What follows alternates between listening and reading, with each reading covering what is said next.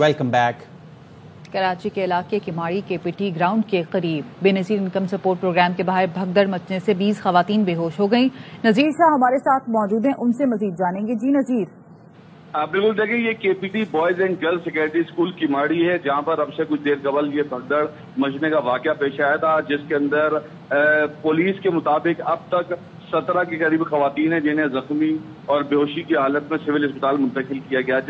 جو بے ہوش ہونے والی کی تعداد تھی وہ 20 سے زائد تھی، لیکن ان میں کئی ایسی بھی ہیں جن کی حالت انکانشیس بتائی جا رہی ہے، جن کو اسپتال میں طبی امداد دی جا رہی ہے، اور اس کی وجہ پولیس کی جانب سے یہ بتائی جا رہی ہے کہ یہاں پر آج پہلا دن تھا بے نظیر انکم سپورٹ کی جانب سے جو رقوم تقسیم کی جاتی ہے خواتین میں، تو کچھ خواتین کو اندر بھیجا گیا تھا، کچھ کو گیٹ کے باہر روکا گیا تھا، اور سلو پروسیس چل رہا تھا، اور گرمی بہت زیادہ تھی، اور اسی گرمی کے دوران بھگدڑ مچی، لائن میں آگے جانے کی کوشش کی گئی، اور گرمی سے کئی خواتین بے ہوش ہوئی اور ایک دوسرے کے اوپر سے پھلانگنے کی کوشش کی ہے، تو یہ ناخوشگوار واقعہ پیش آیا، لیکن خوش قسمتی سے اس میں کوئی جانی نقصان نہیں ہوا، اور پولیس کی نفری یہاں پر تعینات کر دی گئی ہے۔ اس وقت اندر اور باہر خواتین اور مرد پولیس اہلکار موجود ہیں، جنہوں نے نہ صرف لائنوں کو کنٹرول کیا ہوا ہے بلکہ یہاں پر دیگر سیکورٹی کی معاملات بھی دیکھ رہے ہیں۔ ان کا کہنا ہے کہ اس وقت معاملہ انڈر کنٹرول ہے، اور جو خواتین اسپتال منتقل کی گئی تھی ان کو طبی امداد فراہم کی جا رہی ہے۔ جی ٹھیک ہے، بہت شکریہ آپ کا اپڈیٹ کرنے کے لیے۔ فوجی عدالتوں میں سویلینز کے ٹرائلز کے خلاف کیس میں بینچ تیسری سماعت میں دوسری بار ٹوٹ گیا۔ جسٹس منصور علی شاہ نے وفاقی حکومت کے اعتراض پر خود کو بینچ سے الگ کر لیا۔ چیف جسٹس نے ریمارکس دیے، ایسے الزامات حکومت لگائے گی تو کیا ہوگا؟ فوجی عدالتوں میں سویلینز کے ٹرائل سے متعلق درخواستوں پر سماعت جاری ہے۔ جسٹس منصور علی شاہ کی علیحدگی کے بعد چیف جسٹس کی سربراہی میں 6 رکنی بینچ سماعت کر رہا ہے۔ چیف جسٹس نے ریمارکس دیے، اب بھی ہم ایک سیٹ بیک سے باہر نکل رہے ہیں، مقدمے میں آئین اور قانون کے بجائے دیگر ترکیبیں استعمال کی جا رہی ہیں۔ حسین احمد چودھری ہمارے ساتھ موجود ہیں، ان سے مزید جانیں گے، اپڈیٹ کیجیے گا۔ جی بالکل، سپریم کورٹ میں فوجی عدالتوں میں سویلین کے ٹرائل کے خلاف کیس کی سماعت جاری ہے۔ 6 رکنی بینچ کیس کی سماعت کر رہا ہے۔ چیف جسٹس جو ہے وہ سربراہی کر رہے ہیں۔ اس سے پہلے آج صبح جب سماعت کا آغاز ہوا تو 7 رکنی بینچ سماعت کر رہا تھا، لیکن حکومت کی جانب سے اٹارنی جنرل نے عدالت کو آگاہ کیا اور بتایا کہ جو منصور علی شاہ ہیں، جسٹس منصور علی شاہ، ان پر اعتراض جو ہے وہ اٹھایا گیا ہے، جس کے بعد جسٹس منصور علی شاہ نے خود کو بینچ سے الگ کر دیا، اور اس کے بعد نیا بینچ تشکیل دیا گیا ہے۔ چیف جسٹس کی جانب سے کہا گیا کہ مقدمے میں آئین اور قانون کے بجائے دیگر ترکیبیں استعمال کی جا رہی ہیں، ایسی ترکیبوں کا استعمال اچھی بات نہیں ہے۔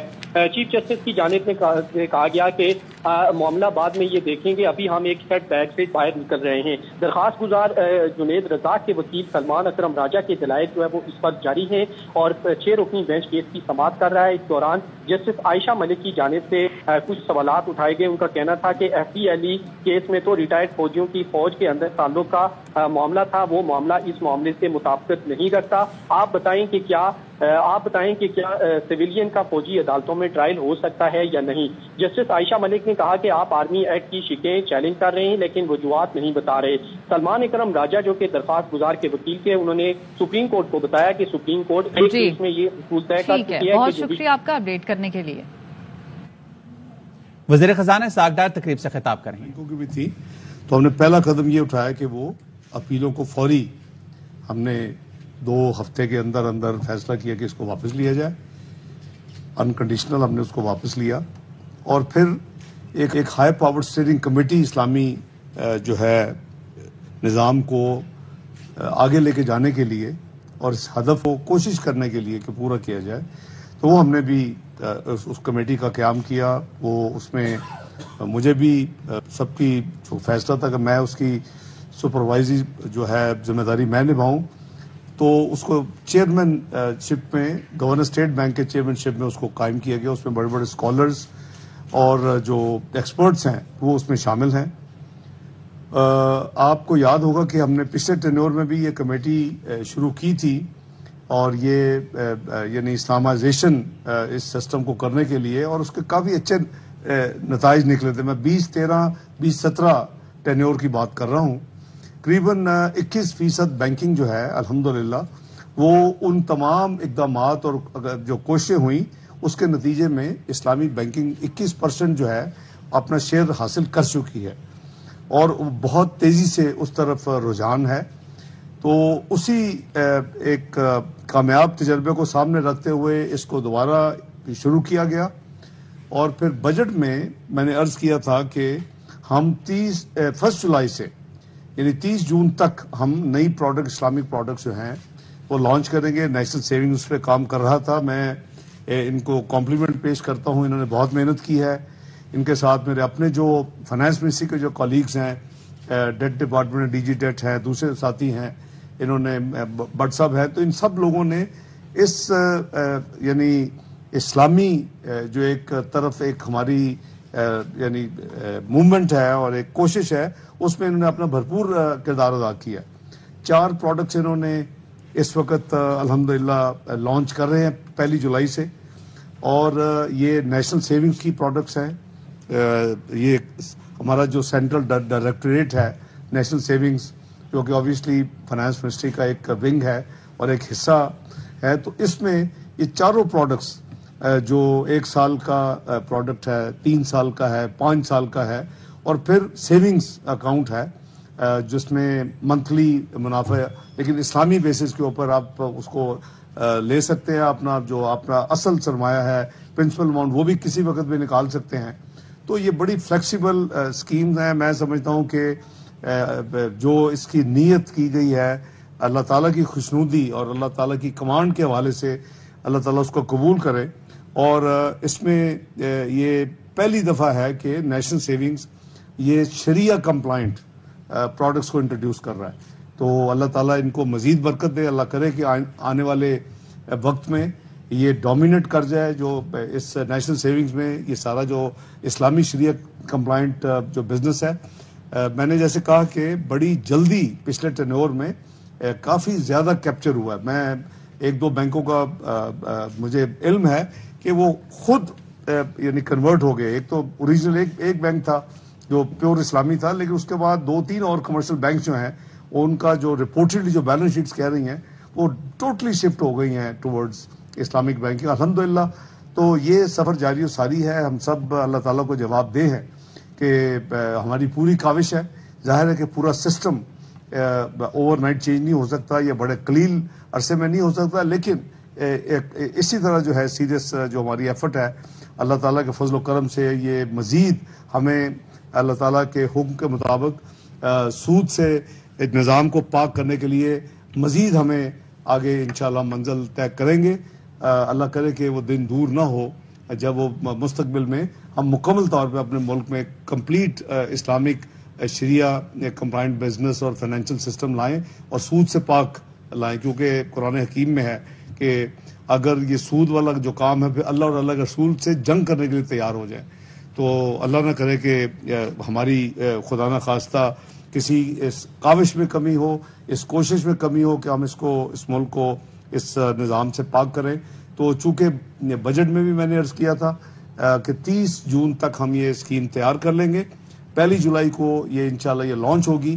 وہ بجٹ کا ایک پہلا وعدہ جو ہے، جو کل بجٹ پاس ہوا ہے، وہ ہم پورا کر رہے ہیں۔ اسی طرح بجٹ میں جتنی اناؤنسمنٹس ہیں انشاءاللہ ایک کے بعد دوسری ہماری کوشش ہوگی کہ جلدی سے جلدی ان کے اوپر عمل درآمد ہو۔ آپ کا بہت بہت شکریہ۔ پاکستان زندہ باد۔ قومی بچت اسکیم کے تحت شریعت کے مطابق خبریں اور بھی ہیں، لیکن یہاں وقت ہوا ہے ایک بریک کا۔ Welcome back. F I A team نے سابق وزیر اعلیٰ پنجاب چودھری پرویز الہی کو ایک بار پھر گرفتار کر لیا۔ وفاقی تحقیقاتی ادارے کی ٹیم نے سابق وزیر اعلیٰ کو جیل سے گرفتار کیا۔ ٹیم پرویز الہی کو بختر بند گاڑی میں لے کر روانہ ہو گئی۔ ایف آئی اے نے منی لانڈرنگ کیس میں پرویز الہی کو ضلع کچہری میں پیش کر کے 14 روزہ جسمانی ریمانڈ مانگ لیا۔ چودھری پرویز الہی کے وکیل نے جسمانی ریمانڈ کی مخالفت کر دی۔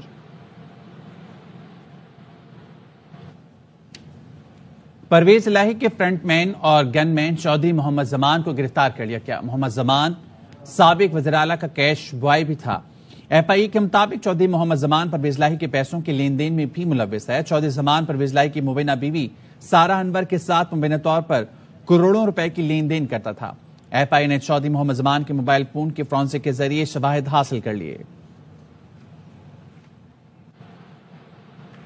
لاہور ہائی کورٹ نے توشہ خانہ ریفرنس میں چیئرمین پی ٹی آئی کی حفاظتی ضمانت کی درخواست خارج کر دی۔ عدالت نے چیئرمین پی ٹی آئی کے وکیل کو آئینی پٹیشن دائر کرنے کی ہدایت کر دی۔ لاہور ہائی کورٹ کی جانب سے رجسٹرار آفس کا اعتراض برقرار رکھا گیا۔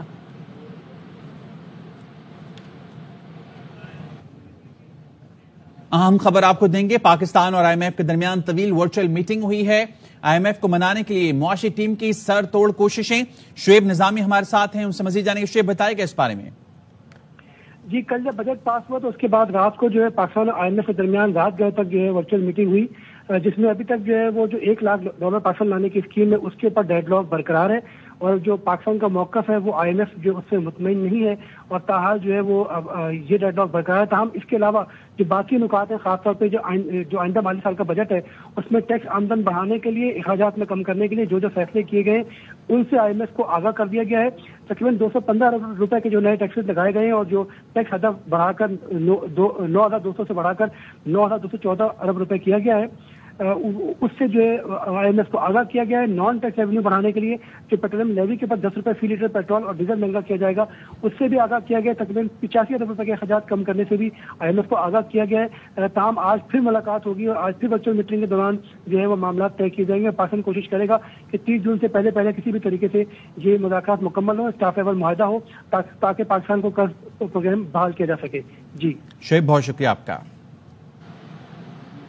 لاہور کے مختلف علاقوں میں موسلادھار بارش، ایئرپورٹ اور لکشمی چوک کے علاقوں میں 200 سے زائد ملی میٹر بارش ریکارڈ کی گئی۔ تیز بارش کے باعث شہر کے 100 سے زائد فیڈر ٹرپ کر گئے۔ فیڈر ٹرپ ہونے سے شہر کے مختلف علاقوں کی بجلی بند ہو گئی۔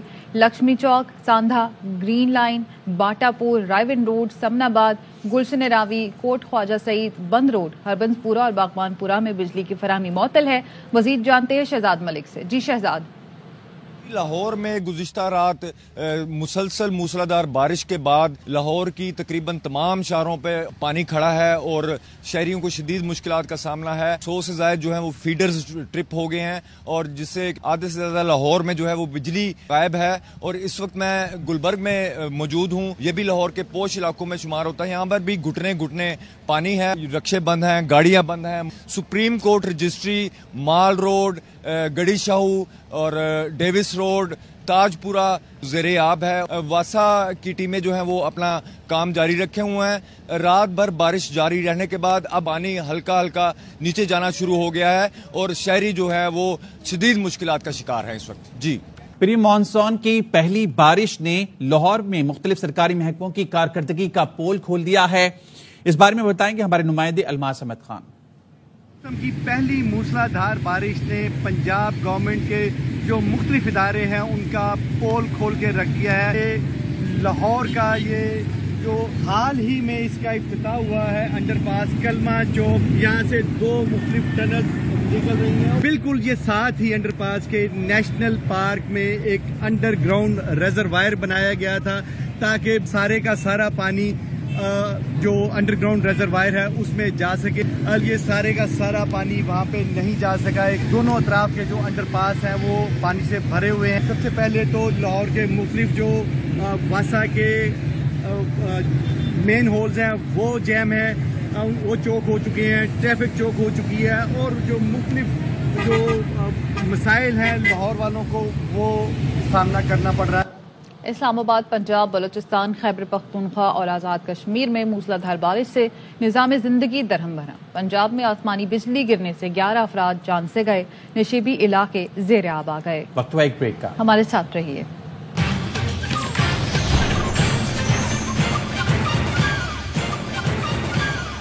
Welcome back. اسپورٹس کلب کے وفد کا جناح ہاؤس لاہور کا دورہ۔ وفد کا کہنا تھا کہ 9 مئی کو جناح ہاؤس کو جلانے والوں کو کیفر کردار تک پہنچانا حکومتی ذمہ داری ہے۔ ان کا ہم قرض نہیں اتار سکتے، ان خاندانوں کا جنہوں نے قربانیاں دی ہیں اس ملک کے لیے۔ پاک فوج ہماری ریڈ لائن ہے۔ دہشت گردوں نے یہ کھلی دہشت گردی کی ہے اور یہ قائد اعظم کی رہائش گاہ کو تہس نہس کیا ہے۔ میرا متعلقہ اداروں سے یہ مطالبہ ہے کہ ان کے خلاف بھرپور کارروائی کی جائے۔ جنہوں نے یہ نقصان کیا ہے، یہ ہمارا گھر جلایا ہے، ہمارا دل جلایا ہے، ان کو کیفر کردار تک پہنچانا چاہیے۔ بے شرموں نے مسجد تک کا لحاظ نہیں کیا، لہذا ہم حکومت پاکستان سے اپیل کرتے ہیں اور پاک فوج سے اپیل کرتے ہیں، جن لوگوں نے بھی یہ کام کیا ہے انہیں بھرپور سزا دی جائے۔ نائب صوبیدار محمد آصف 12 مئی 2023 کو قلعہ سیف اللہ میں وطن عزیز کی خاطر شہادت کو گلے لگا گئے۔ اہل خانہ کہتے ہیں 9 مئی کو شہیدوں کی تصاویر جلائی گئیں، شہداء کی بے حرمتی کی گئی، ملوث شرپسندوں کو سخت سے سخت سزا دی جائے۔ مزید خبروں اور اپڈیٹس کے لیے دیکھتے رہیے ARY نیوز۔